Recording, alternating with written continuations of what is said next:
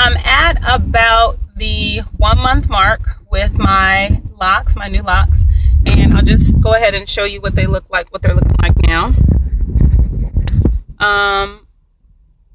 I have had some challenges and learned a few lessons already, and so I want to go ahead and share those today. I'll start with the challenges. So I wrote notes, so I'm just looking down. When I look down, I'm looking at my notes. Some of the challenges you can see here are with some of the locks sticking out. I started my locks with a tapered cut. I had a tapered natural haircut. My hair's been natural forever, but I had a tapered cut, and I started with the tapered cut. I went ahead and comb coiled the tapered cut, and as a result of the taper, the top was longer, so the top I was able to get some longer comb coils, but the bottom, or like the sides and the back, it was difficult to get them to coil and to stay coiled. So and then the ones that did kind of coil but they're not really long, they kind of stick out when they feel like sticking out. So having a little bit of an issue sometimes trying to get them to lay down. I had them going straight back and they just would not lay down. Like they didn't want to. So I kind of changed the direction that I have them going in. So I like this style better, number one, on me.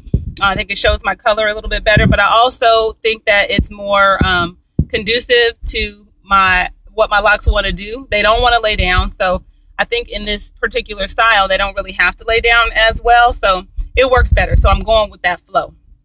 I talked about, one of the challenges that I had was that some parts of my hair are too short to twist. So the back, which is the part that was tapered, I don't know if you can see it, but it's not even twisted at all in the back. Like the back is just not, the very, very bottom in the back is just not even twisted. And I just left it that way. Once it grows out and it's long enough to twist, I'll go ahead and twist it. But for now, it's just doing its thing. As well as the sides, I do have some twists here on the sides, but they are kind of short, which is okay with me. It's working, but they're not long enough, I think, to stay. So, which leads me to another one of my challenges, which is washing and itching. I'm used to being loose natural, which means I can wash my hair whenever I want to, especially being a short-haired loose natural. I could wash my hair, 5 times a week, 7 days a week if I wanted to. And I did wash it as frequently as I felt I needed to deal with any itching or any itching or anything to do with any flaking or anything like that. Well, and also part of that was having a minimalist hair regimen. So I have been natural for many, many years, and I've gotten to the point where I just have totally minimized my hair regimen, meaning I would use conditioner, like Suave Naturals conditioner to co-wash, and then I was just using coconut oil to style and moisturize, and that's it. I would spritz my hair with water, and I would use coconut oil.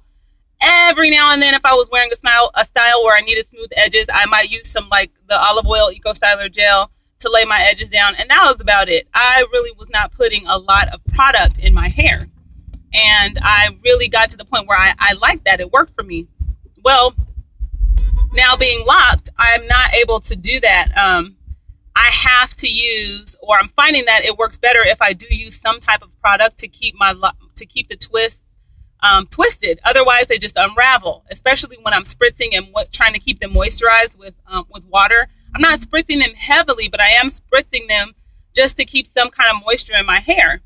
And it causes them to slightly unravel. And without some type of hold, even a light hold, they're just going to unravel. I need more than just coconut oil in my hair. And so I'm finding that I'm having to go back to find what products, back to my early loose natural years, to rediscover what products are going to work for me in that regard.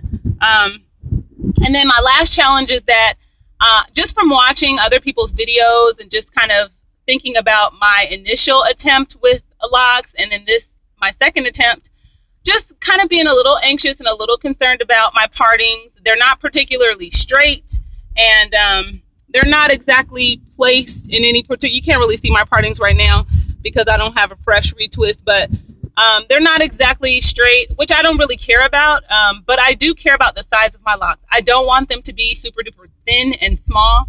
I actually really like thick locks, and so that's what I'm going for. And it's hard to know at this point what size my locks are going to be. And I know that that's just part of being locked, and part of the lock journey. And that leads me to lessons that I've learned. I have learned that it's a journey, and it's a journey that is completely different from the loose natural journey, and that has been a revelation for me. I've been loose natural since I was 18 years old, and I am 35 years old next month. So you do the math, but I've been loose natural for a really long time. And I thought that I knew everything that there was to know about loose natural hair, especially my particular hair texture. But I'm finding that my loose natural journey was a completely separate journey from this lock journey. And so I'm having to learn all the rules and learn what works for my hair and learn what products to use all over again. My hair does not behave locked the way it did loose, not even close. And so, that's one of the lessons that I've learned. Another lesson that I've learned is to just follow the rules. Just listen to what other people say. If they say wait 2 weeks to wash or wait a month to wash, don't be hard-headed, Rochelle. Wait. I have washed my hair up until this week. I have washed my hair every single week, and I have dealt with unraveling every single week. And I get frustrated every time as though I'm surprised. Why am I surprised that my baby locks are unraveling? Everyone says, don't wash your baby locks. And if you do, use a cap. I've tried using a cap. I've tried doing it without a cap. Either way, I'm getting a lot of unraveling. And again, I think part of it is the sides being and the back being tapered.